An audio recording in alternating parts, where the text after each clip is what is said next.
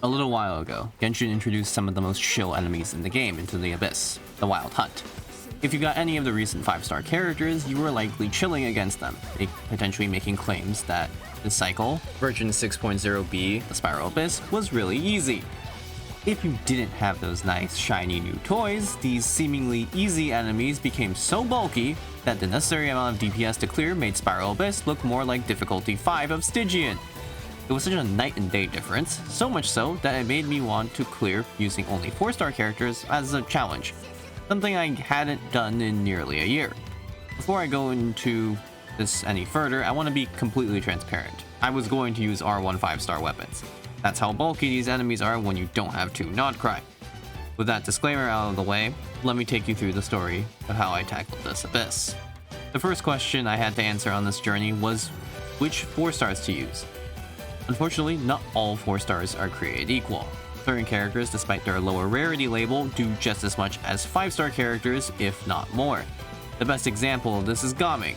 Not only does he have an extremely powerful C6, he also has a 4-star weapon which, when refined, easily outpaces 5-star weapons at R1, even potentially at R2. Zethos is also in a similar boat. While not as powerful as Gaming DPS-wise, he is still capable of outputting the necessary DPS to clear this abyss with a full 4-star character roster. I didn't want to use either. The main reason for this was pretty much every other clear I had seen so far had been using one of these two as the main DPS to counteract the Wild Hunt enemies. I wanted to do it my way. With that declaration, I turned to my main, Traveler. Out of all the elements Traveler has access to, the best one to use as a main damage dealer is Pyro, and the most consistent team to use was Overload. The team I was going to use on the second side was going to be Pyro MC, Fischl, Chevris, and Bennett. Unfortunately, despite my declaration earlier about not using the same characters, the first side was effectively locked to Hyperblue, given my character restriction. Still, I wanted to use a slightly different team from most clears I had seen on, and settled with Kuki, Shincho, Kale, and Yao Yao. With that, the characters I needed to build were clearly laid out. The next task for me to accomplish my goal was to level up the characters I was planning to use as much as possible, with the priorities being Fischl and Chevris. Both would be contributing a significant amount of damage to the team and needed their talents levels raised. In Chevris' case, she actually needed to be leveled to 90. For the other team, I wanted Yao Yao to be at least 60 out of 70 to unlock her A4 passive, and finally, I needed to level Razor. You might have seen the video already, but I planned on leveling him for a separate video at the time and needed to do it on the same Abyss cycle. With only 1 week to level these 4 characters due to both IRL responsibilities and the Abyss cycle reset, I had my work cut out for me. Almost immediately, I ran out of Mora and Hero's Wits. The amount of materials I had in my inventory currently was only enough to barely level Razor up. But what could I do? I had already exhausted immediate supplies in most of the endgame modes and claimed most of my battle pass and event rewards. The only realistic option left to me was to explore the areas of the map I hadn't 100% yet. Over the course of the last few months or so, I had already begun the process of going through the map and 100%ing the remaining areas that I hadn't yet. As of the current date, only the Fontaine sub-area and the Chenyun Vale eluded that golden 100%. As a result, I had 2 things motivating me to explore. 1, to get all the materials I needed, and 2, to fully complete the map.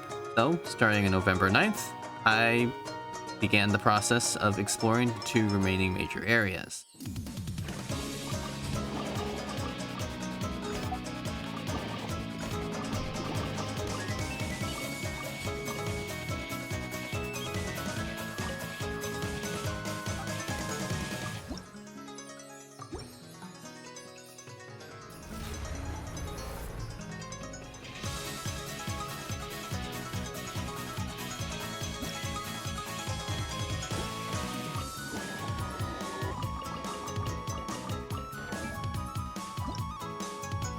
No, I still...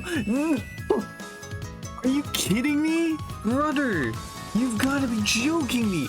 I have 100% this entire thing. By the way, Fontaine, same thing. Like, this area, Pedicore, the toy region, wasn't 100%. I 100%ed that. I need 100% all of Chenyun Vale. It's fitting, to be honest. I mean, now, once I'm done with this, then I will actually have a fully 100% map. So, I guess that's the goal tomorrow. I've actually speedrun exploration so hard. In the last 2 days, not only did I 100% this last area in Fontaine and also the sub area, I also finished all of Chenyu Vale. And that was the last 2 days. Just so that I could get enough XP materials.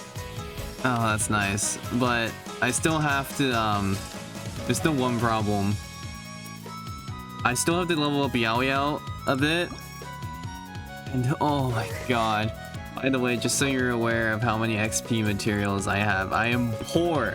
I am poor. Oh my god, I'm so poor. I'm so poor. I can actually crown her. I can crown her burst and her skill. I have enough mats for it, I think. Yeah, I have enough mats, but oh my god, I have no I have no more. I have no more no XP materials.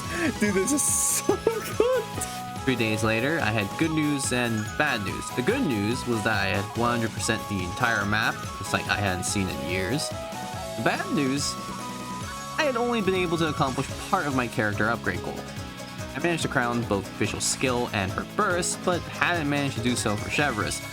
I was in dire straits. For the rest of the day and part of the next, I had to arduously grind through multiple side quests that gave Laura an XP books. My spacebar and F key endured much punishment. Never in my life had I wanted the skip button more than at that moment. With less than 3 days left, I could finally start attempts on the Abyss. I was still lacking some XP books to level up Yao Yao to 70, but I could no longer delay Abyss attempts further. I first did my Razor Abyss runs as a warm-up, and made those into a separate video, which you can check out after this one. Once I had finished those up, it was time to put in some attempts, starting with Chamber 1.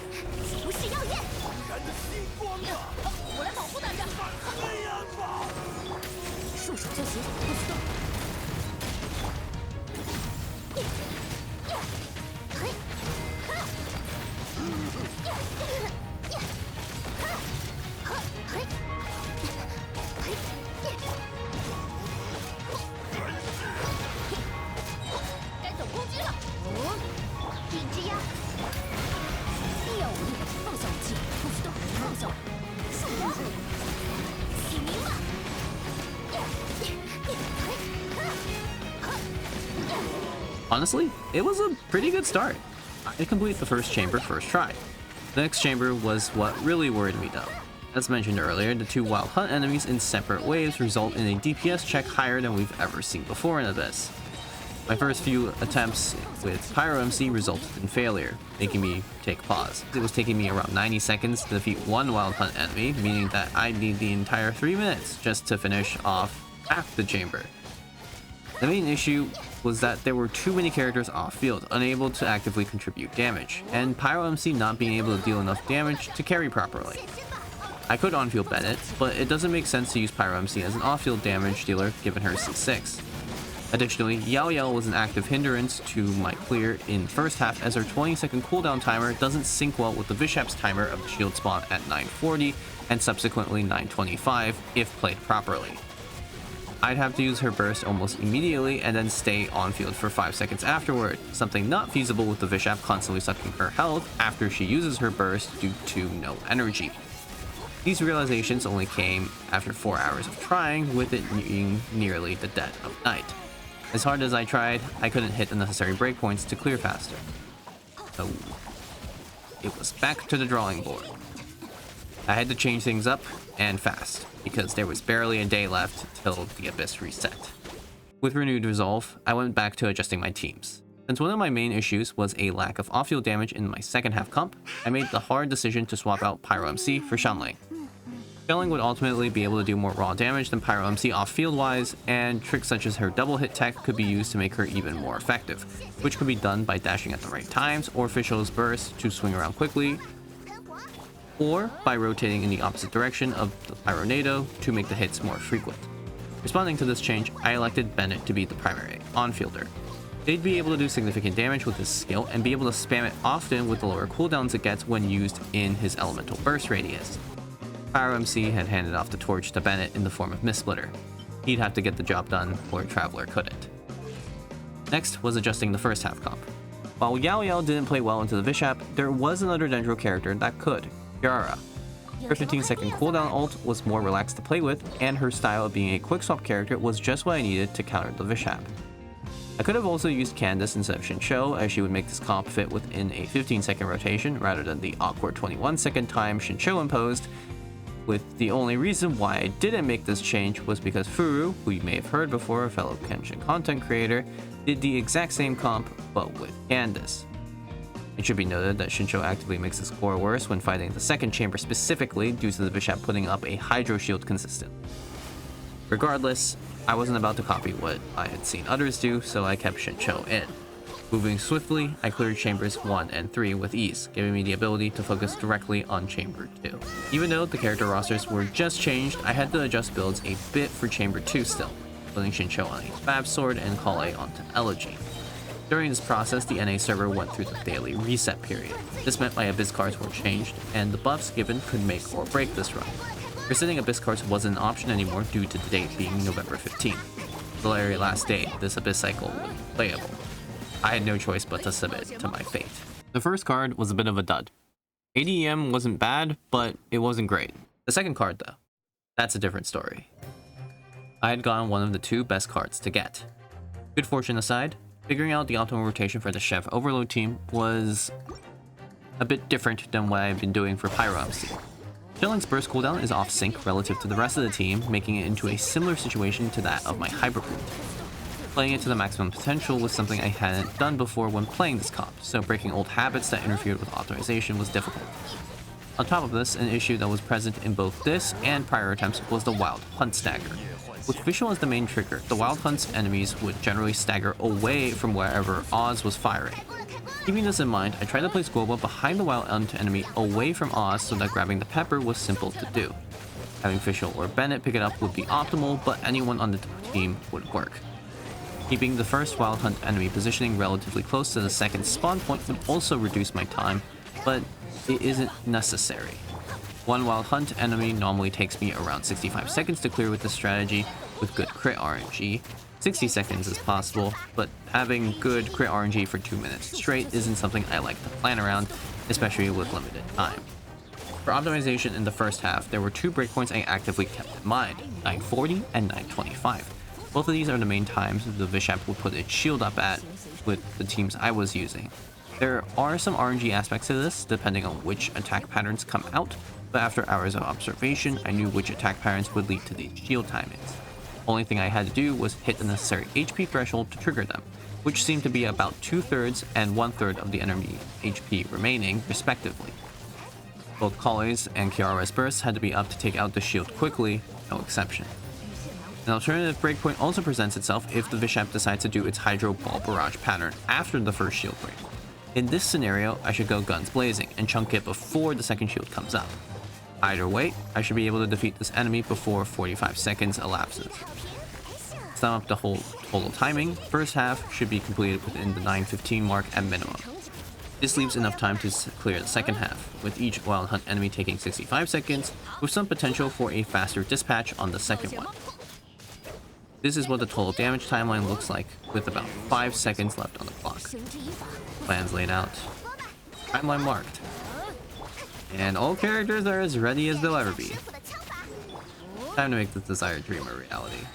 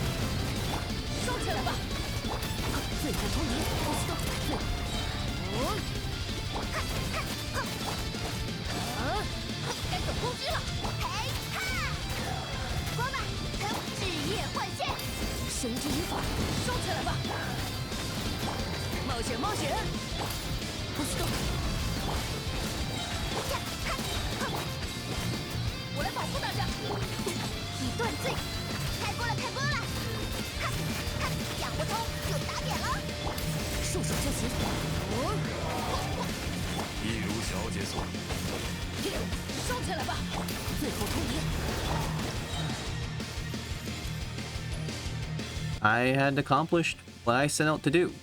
Eventually I do want to do a full 4-star clear, weapons and characters and all, but for now I'm satiated. Also, it's kind of funny when you clear the Abyss with a level 50 character in a challenge like this. Kind of shows that not all characters need to be high level to do their job properly. That said, my play was not perfect, not even close. My shelling damage output could have been much higher had I performed double hitting properly and I didn't grab every single chili Guoba dropped. I think that I could have potentially cleared Chamber 2 by the 7:15 mark with further optimization with the Abyss cards I had, and potentially even faster with a better Chamber 1 card. Regardless, I hope you all enjoyed this video. If you watch this video just as it's coming out, I'm on YouTube streaming. If you have the time, please come down and have a watch. Thank you for watching, and see you, well, either on stream or if you're watching this later, next time.